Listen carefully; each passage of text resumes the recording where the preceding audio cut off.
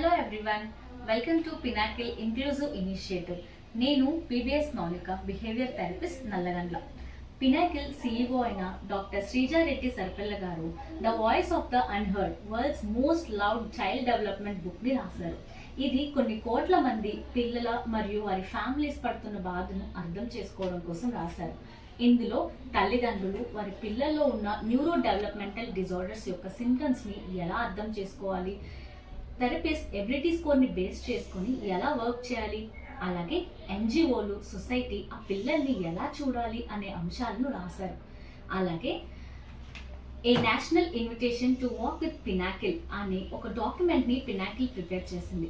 ఇది doctor, school educators, NGO partners లాంటి వాళ్ళు పినాకిల్తో కలిసి పనిచేయడానికి ఒక ఇన్విటేషన్.